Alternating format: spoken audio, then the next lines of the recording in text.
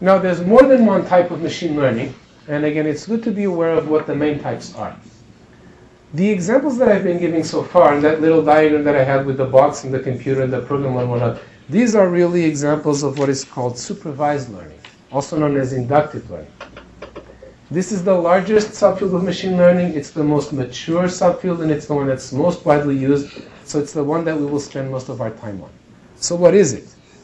This is learning where, you have supervision. This is why we call it supervised, where the learning program is given examples of the desired output. The learning program is told, this is spam, this is not spam. This person has AIDS according to this test, this person doesn't. Okay? This is the direction in which you should drive in order to stay on the road. Okay? So obviously learning with supervision is much, much easier than learning without supervision. Okay? It's still plenty hard, and we'll see what some of the issues are that arise. But it's certainly a much more solid technology at this point and easier to deploy. The problem with it, of course, is that it's hard to come by supervision. Big data is all over the place. Generating oodles and oodles of data can be done very easily in many domains. Labeling the data still has to be done by humans. In cases where the labels for the data are generated automatically, for example, this stock, I predicted that it would go up tomorrow, and tomorrow it did go up. Those domains are great because you can really, kill them with supervised learning. But in many, many domains, you don't have supervision.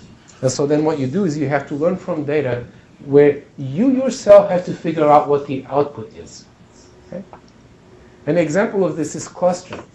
For example, a very popular exercise in marketing is to cluster your customers. Right? Nike's two main types of customers are teenage boys and middle-aged women. True fact. It's very important to realize that these two clusters exist because they have very different tastes. A marketing campaign geared to teenage boys is unlikely to appeal to middle-aged women and vice versa. So clustering can be really, really important. But people in general will not tell you in advance what those clusters are. You have to figure them out, right? Also, another popular example of this is clustering text, right? I have millions and millions of documents in my company, right? How do I organize them and find them? Well, maybe I can form a hierarchical clustering of them, right? Things like Yahoo and DMOZ, right? They are hierarchies, right, of documents or of web objects, right? In most cases, in the beginning, in the early days, these were done by hand, but pretty soon they started using machine learning. Use machine learning to figure out what this hierarchy is. And then once you have the hierarchy, when a new document comes along, you can say like, oh, this one is about sports, or more specifically, it's about baseball. Or, even more specific, it's about this or that. Okay?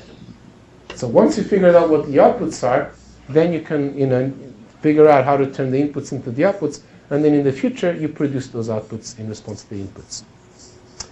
Now, unsupervised learning is also, a long-standing field of machine learning, but obviously it's much harder.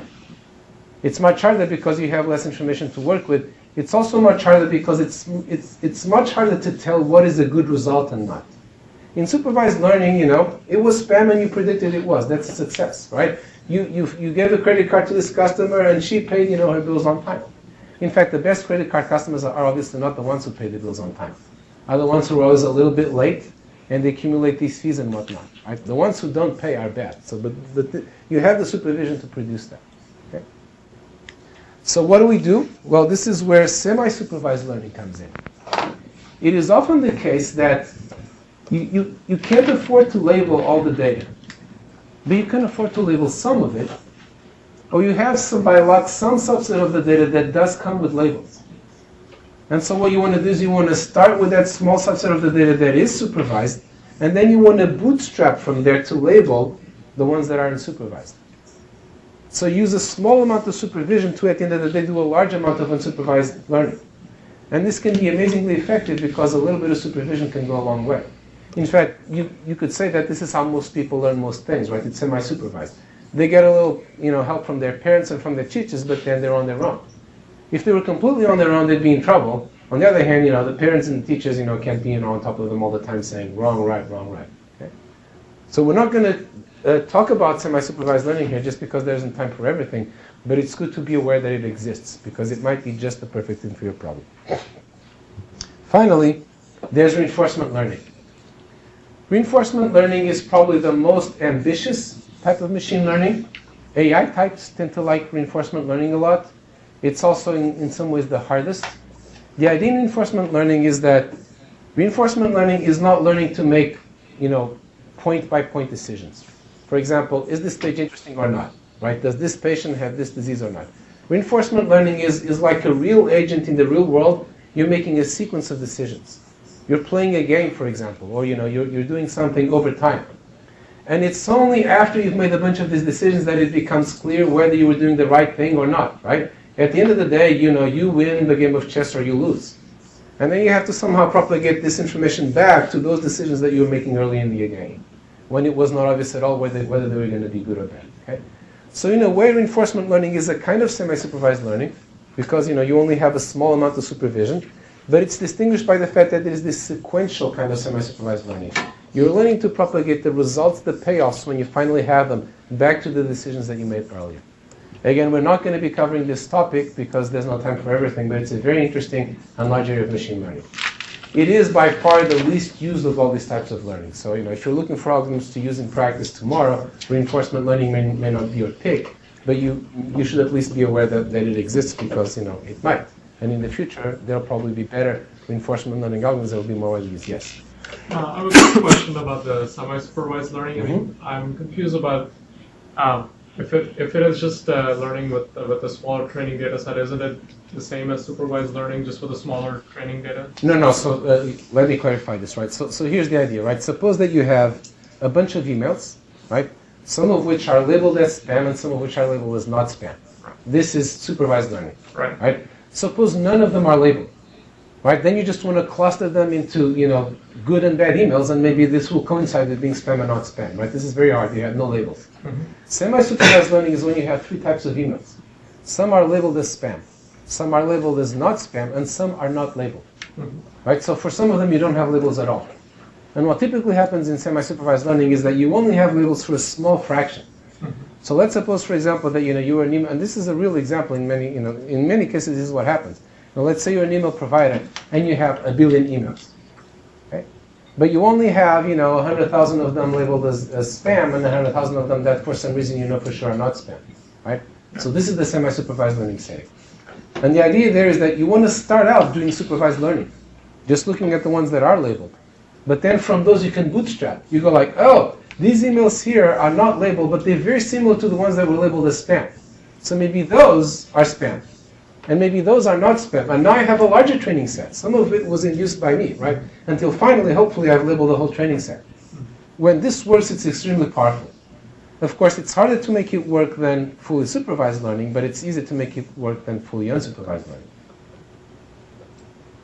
More questions? Okay, so these are the main types of learning. In this class, for most of it, we're going to focus on supervised learning, also known as inductive learning, right? Since this is doing what the philosophers call induction. In some ways, it's the oldest, known type of learning. Towards the end of the class, we will talk some about unsupervised learning, okay? But for most of our time here, we're going to be talking about inductive learning, so let's start focusing on that. So what is inductive learning? What is the problem? Why is it hard, and how can we solve it? Here's a very simple definition of inductive learning. What I have is examples of a function. Each example has two parts. X, the input, and f of x, the output, right? X is your email, or maybe it's just a list of the words that appeared in your email. This is a common thing to do. And then f of x is, this is spam or this is not spam. Or it could be something like automatically picking which folder you want to refile the email into. Or automatically deciding what tags you want to label it with. Okay? In all cases, the key thing that defines inductive learning is the following, is that this is the test. When I see an X, when I see an example that I have not seen before, this was not in the data that I used to train my learning algorithm, my training data. Along comes a new example, right? A new email. Can I now classify, can I now predict this one correctly? Can I, for a new example X, correctly predict the value of the function? This is the problem and this is the challenge. I have to guess what the functions of unseen examples are. This is very different from almost everything else in computer science, right? In the rest of computer science, you're doing things that are more like deductive reasoning, right? I have these things and I know how to turn the crank to get this result. The crank might be very complicated, it might be millions of lines of code, but you only have to work on inputs that you know what they're going to be. Here, I basically have to make this leap from the examples that I've seen to the ones that I haven't seen. A new patient comes along, her combination of symptoms is different from any one that I've seen before. Can I still correctly predict what she suffers from? People are good at this. Traditional programs are not necessarily very good at this, but this is what inductive learning is all about. Now there's three main types of inductive learning. If the function that you're trying to predict is discrete, for example, spam versus not spam, or what topic is this piece of text on, then the problem is called classification. And each of the discrete outcomes is called a class, simply enough. If what you're trying to predict is continuous, like you're trying to predict a continuous variable, right? For example, there's this company here in Seattle that you may have heard of that predicts house prices, right? This is a very nice thing to be able to predict. This is a regression problem, right? The house price is a continuous variable. Regression is what most statisticians do for a living. People in computer science and in machine learning tend to be more interested in discrete things, so we will focus mostly on classification in this class. Nevertheless, for most classes of algorithms, there's a classification version and there's a regression version. So if you know one, usually with a little bit of tweaking, changing the evaluation measure and some things in there, you can see how you would get the other from the first. And we will touch on regression occasionally because, we want to have some coverage, but again, we don't have time for everything, so mainly we'll focus on classification. The other thing is when the final type of inductive learning is when what you're trying to predict is the probability of that instance. How likely is this thing to show up? Okay? Or how likely is this page to be interesting? Right? In this case, what you're trying to compute is a probability, and now this is called probability estimation. You could think of probability estimation as a kind of regression, right? Since a probability is a continuous variable, but it's a very special kind of regression because remember, the probabilities of all things have to add up to 1, right? So you're not free to just predict any old thing that you want, right? There's this normalization condition that you have to satisfy. So at the end of the day, the techniques that you use for probability estimation are often very different from the ones that you use for regression. And if you're trying to predict the probabilities of discrete outcomes, often the classification and the probability estimation go hand in hand. For example, you could build a classifier by building a probability estimator and then thresholding the probabilities. So I built something that predicts the probability that an email is a spam, and then I say, if the probability is above 0.5, then I predict that it's a spam, right? Or if I want to be more conservative, then I will predict that it's a spam if the probability is above, say, 0.8. Okay? So these tasks are different, but there's also relations between them. Questions about any of this? Okay, so that's the definition of inductive learning. Here's a preview of what we're going to do in this class. So as I said, most of the class will be spending on supervised learning. I believe it's very good to get your hands dirty right away. Start working with real algorithms and applying them to real things right away. Many machine learning algorithms are joyfully simple, at least the basic versions of them, and the basic versions get you very far. People often get intimidated when they see these very mathematical machine learning algorithms and machine learning textbooks with literally hundreds of equations in every chapter, right? There's equation number 11.647, right? But the truth is actually that is all icing on the cake. You can get a lot of the problem machine learning with much simpler things. So let's start studying some of them right away. So we will look at decision tree induction, rule induction, instance-based learning, basically one of these every week, Bayesian learning, or more generally statistical learning, neural networks, support vector machines, how to do ensembles of these things. We will spend a week on learning theory. There's a large literature on learning theory, and some people like to start with the theory. I actually don't think that's the best idea because you don't know the point of the theory in the beginning, and it's very natural to be alienated. What we're going to do is we're going to look at the learning theory after we've looked at a bunch of these things and seeing what the common questions are that arise. One of the themes here is that we're going to look at all these representations and evaluation functions and whatnot, but there's a set of recurring problems that keep coming up, like overfitting and the curse of dimensionality, independent of the representation. And so once you've seen that, I think at that point, hopefully you will be ready to can we really come up with fundamental notions of how we deal with these? And that's when we will dive into some theory. And we will focus on the theory that's useful, right? There's a lot of gratuitous theory out there, but that's not what we're going to do, right? we're going to do some theory that hopefully will really be useful to you in deciding, what algorithm to use and how to optimize it and whatnot. And then actually after that, we will look at support vector machines, because support vector machines are actually a machine learning approach that comes out of this theory. A lot of the approaches that we're going to see, they predate some of the theory that we're going to look at. The support vector machines actually come out of that theory, so that makes a very nice sequence. Also, some model ensemble methods came out of that theory. And then finally, we will look at unsupervised learning. Unsupervised learning is a huge field. We could easily spend the whole quarter on unsupervised learning. We don't have time to do that, but we do have time to look at the two main types of unsupervised learning and a few of the key techniques in each one. So even though we're not going to spend that much time on it in class, you will learn enough to go and apply this tomorrow if you want. And the two main types of unsupervised learning are clustering, which I already mentioned, and dimensionality reduction. The idea in dimensionality reduction is that there's two ways in which big data can be big, to oversimplify things a little bit. One is that you have a lot of examples, right? I'm Facebook, I have information on 1 billion people. Wow, that's big data. That's one dimension of big data. But the other dimension of big data, in machine learning terms, that means I have a lot of examples to learn from. But the other dimension is that I might know a lot about each one of these people. In fact, you could even argue that that's the big advantage that Facebook has, is that it actually has more information about any one person than Google or Amazon or any other of these companies. Okay? So in technical terms, we say that you have many dimensions for each example, right? I have not 1,000 variables, I might have hundreds of thousands or even millions of variables.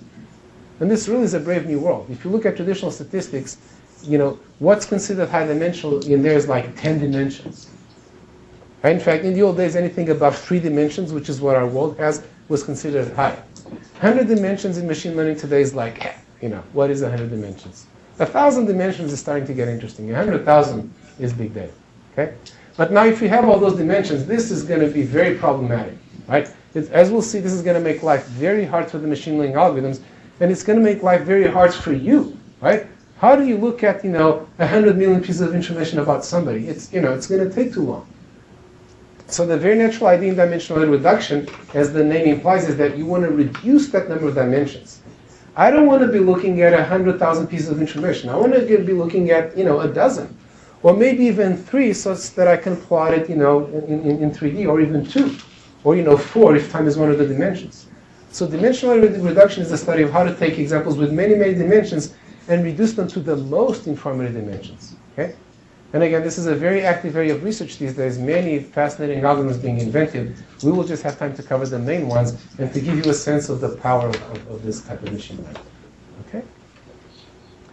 All right. So, before we go into